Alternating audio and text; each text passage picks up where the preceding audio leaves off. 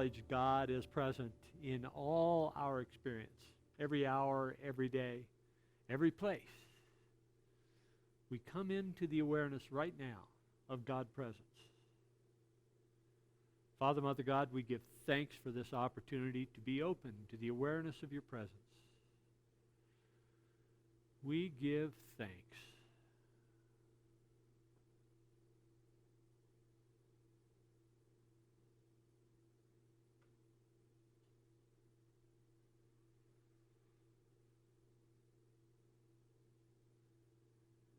As we breathe into this attitude of gratitude, we feel ourselves open to your presence. We feel ourselves imbued by your loving energy. We feel ourselves transformed, lifted.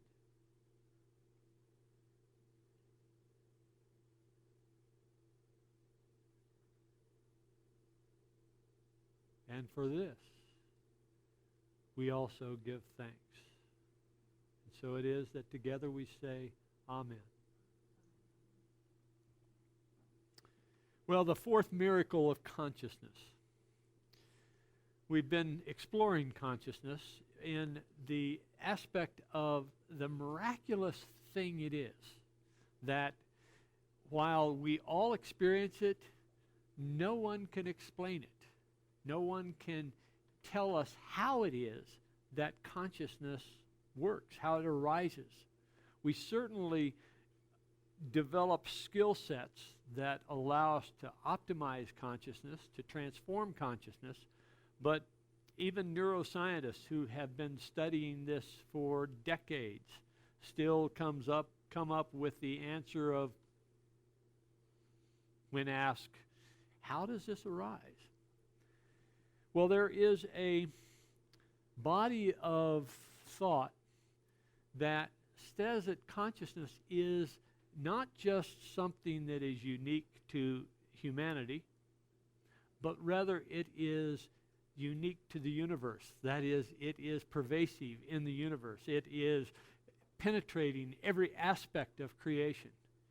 And quantum physicists would be inclined to agree with that, because it is only when observation occurs that a particle, that a subatomic particle, will attain a substance. That is, it will come from a wave form into a particle form. And so this idea of consciousness being the ever-present observer would indicate that the universe has arisen because of the presence of that consciousness. Well, so we've been exploring consciousness. We first explored consciousness itself. That was several weeks ago. We then explored creativity as an aspect of consciousness, which is, when you think about it, that is a miracle, because we are each creative beings, and that our experience is the result of our creativity. The next thing that we talked about was the discernment. And discernment is the opportunity to assess what is appropriate for us. It is not judgment per se, but it is rather a release of judgment, yet a selection of those aspects of our experience that are appropriate. And so today we're going to look, instead of looking at the outside, we're going to look at the inside. We're going to look at our ability to examine ourselves, to examine our experience. For want of a better word, I've labeled that introspection. But introspection, I'm talking about introspection in several phases. Introspection being the examination, introspection also including contemplation, and introspection also including meditation. So it is not just the examination which introspection usually implies, but rather it is a consideration of the events that are in our lives, the causes of those events, the effects of those events, and our role that we play in those events. So that examination is a very important aspect of our growth, that we take the opportunity to in retrospect, look at how we participated in our experience and how our participation may have contributed to some undesired outcome.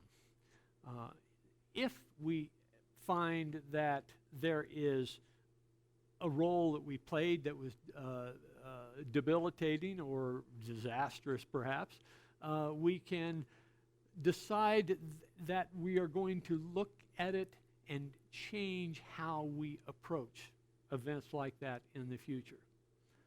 Certainly, we had an opportunity for interior examination this week. As the tragedy unfolded in Charlottesville, we have seen the effects of that tragedy. We have seen the polarization once again of our society as to the causes and the effects of that tragedy. And if we are aware, we have looked at our own role in that tragedy. What is our role in that tragedy? And I would suggest that we do have a role, that we each have participated in that. Not directly. I don't know of anyone that was back in Charlottesville, but rather in terms of our attitude and our response to the causes of that tragedy. So the interior examination is an important part of our personal growth. So as we look at the events of our lives, we may choose to gain a deeper understanding of some aspect of our experience. And as we consider on a deeper level some aspect of our experience, we move into contemplation. And contemplation is where we are truly looking to reveal the truth of the matter. Not just the effects of the matter, but rather the truth of the matter. And that contemplation may be about a particular relationship. It may be about a particular event. It may be about someone's response to that event. It may be, in fact, something about our own participation or response to that event. And that contemplation is another important aspect of our personal growth. Because if we only allow ourselves to consider the surface, the perceptions, the gloss of the event, we may in fact miss some very important learning opportunities, some important opportunities for our personal growth. So contemplation is the practice of moving into and examining a particular aspect, not to just know about it, but rather to gain a greater understanding of it. Robert Heinlein used the term grok to indicate the soul visceral assessment and understanding of something. So he would speak in a stranger in a strange land. This term came up of the individual grokking an experience to understand fully what that experience was and how it affected them. So this contemplation is an important aspect of our personal growth. It is where we gain a greater, not just understanding of the perception, but rather a greater understanding of the underlying dynamics of our life. And then we move into meditation. And meditation is more about revealing our relationship with the all than it is about any particular acquisition of knowledge. It's more about moving out of of knowing about to a deeper knowingness of who we are. And the process of meditation is one of letting go. It's a process of, if you will, renunciation. Patrick, could you give me the first slide, please? Out of the Bhagavad Gita, chapter 6. Let me back up. Slide back, if you would. The Bhagavad Gita was written in about 1000 BCE. It is a story of a conversation. It's a portrayal of a conversation between a prince who is leading one army in a battle against the army led by his relatives. And he is there to defend his older brother's title to the throne. And his interior battle, the story is really about all of our interior battle, but it's put in the context. It's framed as a battle between two factions. And so, how many of you are aware of interior battles that go on? Huh? Yeah? Just some of you? Okay. All right. So, this interior battle is truly a universal human experience if we pay attention. If sometimes we're not even paying attention to all of the turmoil that's going on inside. But when we look at the Bhagavad Gita, we are seeing the portrayal of a battle that is about to be undertaken between two factions of a family. Both are attaining, or both are striving for the throne, if you will, the title. And that interior battle is truly going on within us. We have the faction that is looking for control of our experience, and we have the faction that is looking for fulfillment of our experience. And the battle between the control and between the control of our experience and the fulfillment of our life is one that is often played out in the silence of our own mind. Socrates is said to have declared in his trial that the unexamined life is not worth living. And as we consider the examination through the surface perceptions, the contemplation, and the meditation, this is all an examination of our relationship between us and that. So, the process of meditation is one that is covered in chapter 6 of the Bhagavad Gita. Krishna, who is the Lord, who is the incarnation of Vishnu, he is the charioteer. He is the person that is driving the chariot of the prince, Arjuna. And so now, if you would, show me this. Okay. So, Krishna is saying to Arjuna, it is not those who lack energy or refrain from action, but those who work without expectation of reward who attain the goal of meditation. Theirs is true renunciation. Therefore, Arjuna, you should understand that renunciation and the performance of selfless service are the same. In prior chapters, Krishna has instructed Arjuna in the importance of selfless service. Those who cannot renounce attachment to the results of their work are far from the path. Think about that. We undertake a task, and we have the intention of fulfilling this task for some purpose, right? For some outcome. And it is our attachment to the outcome that causes our work to be in vain. Does that make sense? That if we are attached to the outcome, we are losing the gain that we would otherwise have from that work. As it pertains to selfless service, you know, we're talking about several different projects here. One is working with Bessie's Hope. And Bessie's Hope being the pairing of an individual with some person in elder care that does not have family or has very little activity with family.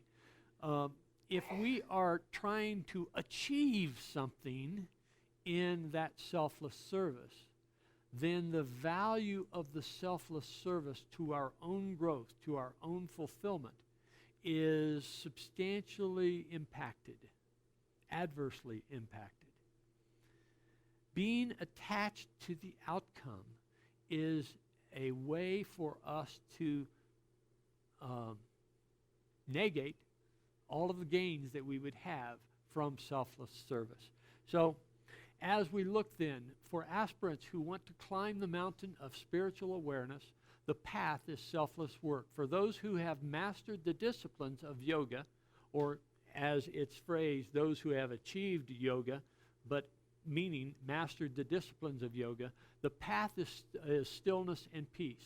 When a person has freed himself from attachment to the results of work and from desires for the enjoyment of sense objects, he ascends to the unitive state.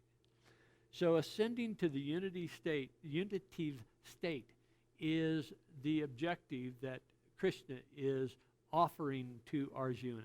And Arjuna is, throughout the Bhagavad Gita, Arjuna is questioning, how do I attain that unitive state? Next slide, please. Reshape yourself through the power of your will. Never let yourself be degraded by self-will. The will is only friend to the will is the only friend of the self.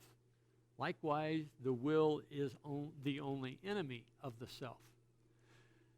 So, to those who have conquered themselves, the will is a friend, but it is the enemy of those who have not found the self within them. The supreme reality stands revealed in the consciousness of those who have conquered themselves. They live in peace, alike in cold and heat, pleasure and pain, praise and blame. If we are truly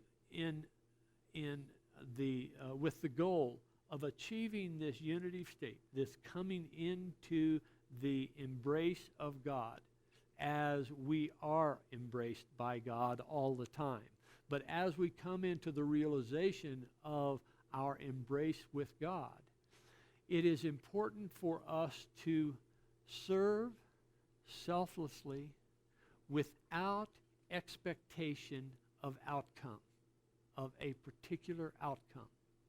And that's hard for us in Western society. Well, it's hard for anyone to really appreciate the importance of that release, of that letting go of our attachment to the outcome. So, next slide, please. They are completely fulfilled by spiritual wisdom and self-realization. Having conquered their senses, they have climbed to the summit of human consciousness. To such people, a clod of dirt, a stone, and gold are the same. They are equally disposed to family, enemies, and friends, to those who support them and those who are hostile, to the good and the evil alike, because they are impartial. They rise to great heights. Can you grok that? Can you get the sense that when you have moved through your examination of self, your introspection, you have moved through the examination of your experience, the contemplation of some aspects of your experience, and the meditation where it is letting go. If you have achieved that, then gold and a clod of dirt are of equal value. Your relationship with your family and your relationship with your friends and your relationship with your enemies, with those who are compatible with you and are associated with you, and those who are hostile to you, those all are of equal value. Now, that is not to say that the relationship with our family or our loved ones is reduced, but rather our relationship with all is brought to that level. Can you feel how that would feel? Where someone cuts you off in traffic and you have the same sense with them as you have with your grandchild as you are making eye-to-eye contact. Can you feel how that would feel if your entire life was filled with relationships that were of equal value to the relationship that you have with your significant other, with your loved one, with your pets, whatever that pinnacle relationship that you have. Can you imagine how all of your relationships were of that value? That was what Krishna is trying to convey to Arjuna. And that is the outcome of our spiritual quest, is to have our life filled with those relationships. Now, as we relate to the experience in Charlottesville, I don't know how many of you saw the segment on Vice News where one of the what's the word that I could use? One of the protesters, not the counter-protesters, but the protesters. One of the protesters was followed. And, the interview was such that he was revealing what he thought was a true expression of himself. I would suggest that that was not a true expression of himself. That was a true expression of his ego. And that the picture that he conveyed was one of, in my mind, it was, oh man, how could that guy feel that way, right? I just couldn't imagine being in any kind of relationship with that individual. Yet what Krishna is talking about here is attaining to a level of awareness where our relationship with the skinheads and our relationship with the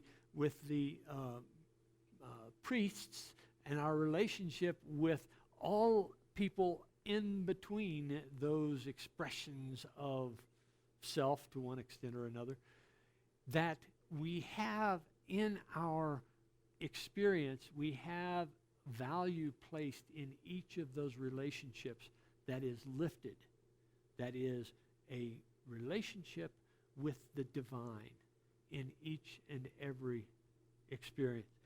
That's a tough one. That's a tough one.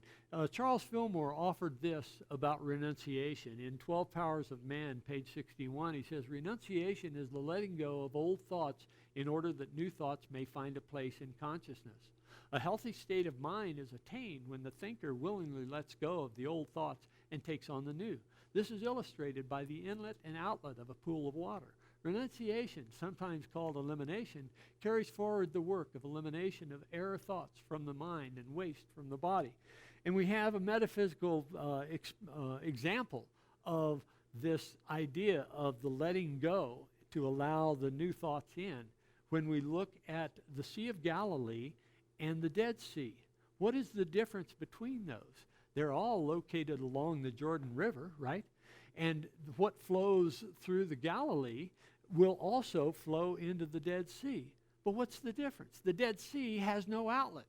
It is the destination. It is the recipient of all the toxins that wash down. But the Sea of Galilee is very full of life. The Dead Sea is, as its name implies, very dead.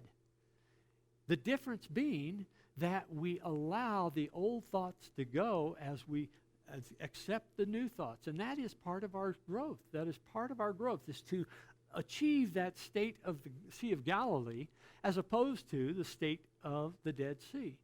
And our examination, our introspection is all about identifying those things that are offering us life and those things that are no longer contributing to our life. We let those things go. We renounce those things, as Charles Fillmore said, and we are allowing new thoughts to come in. Now, as we look at the tragedy in Charlottesville, what is important for us personally? Now, we may not be part of the neo-Nazis. We may not be part of the white supremacist movement, but nonetheless, there is great lessons to be learned by us from that tragedy. One of the lessons may very well be letting go of our judgment of the neo-Nazis, letting go of our condemnation of the white supremacists. It may very well be that our ultimate lesson from Charlottesville is that our participation in that event occurred when we judged anyone. And that judgment rippled through our society and affected everyone. Can you get your hands around that concept that any judgment that we hold actually ripples through all of our relationships, and it affects those relationships, and to the extent that it affects those relationships, it affects the relationships of all that are in relationship with them. So that our judgment passed through the next person, passed through the next person, to the next person, to the next person, actually resulted in the arising of a group of people that felt that they had to be superior to anyone else. So while we are quick to condemn the what was that fellow's name? Chris. This fellow that was highlighted in this Vice News clip. He actually, over the course of the last 4 or 5 days, he has received death threats. He has been shunned by his family. He has, in fact, been excommunicated from everyone except that small cadre of people with whom he was associated in the white supremacist movement. Now, we could say, well, that's good. He deserves that. Let's let go of that. Let's let go of that. And it is extremely hard for me to do that. I understand, okay? I personally understand how difficult that is. And at the same time, it is that which is our opportunity for growth.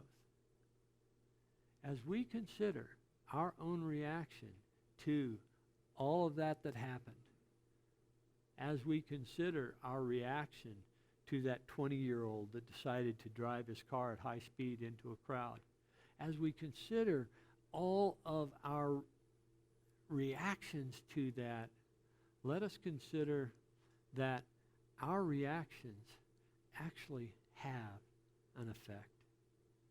Introspection gives us the opportunity to examine our role in the ills of our society.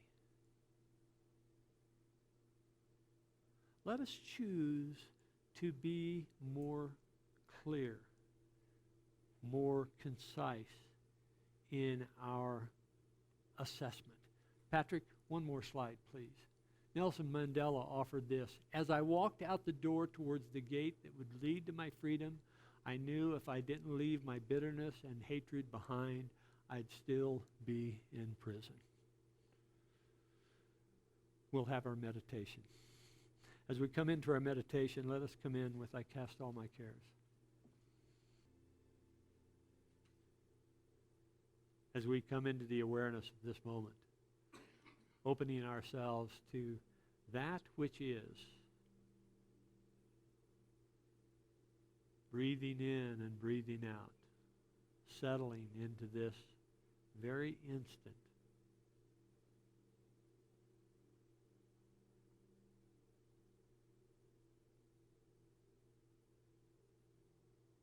We bring our focus to our breath.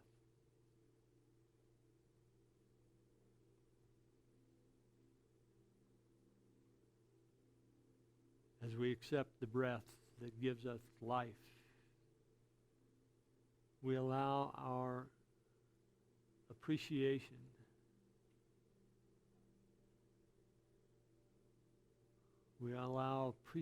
appreciation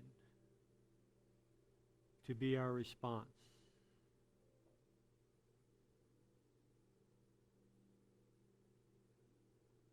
The thank you, God, that we offer is still a step away from our embrace.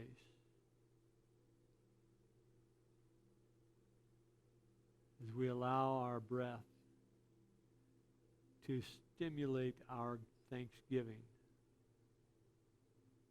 let us let go of the second person and just rest in the thanks.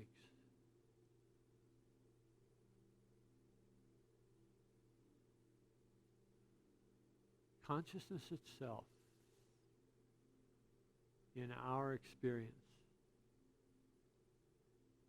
consciousness itself could in fact be God.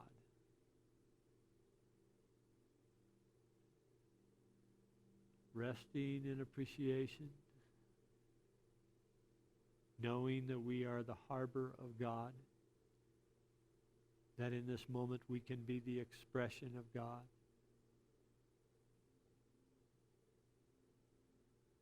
Our appreciation expands.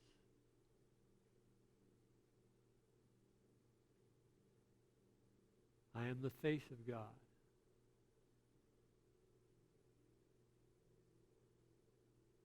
I hold you in my heart.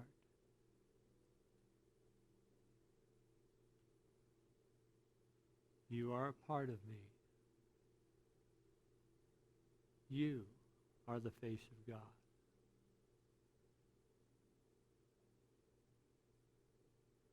You are the face of God. I hold you in my heart. You are a part of me. You are the face of God. You are the face of God. I hold you in my heart. You are a part of me. You are the face of God. You are the face of God. I hold you in my heart. You are a part of me. You are the face of God.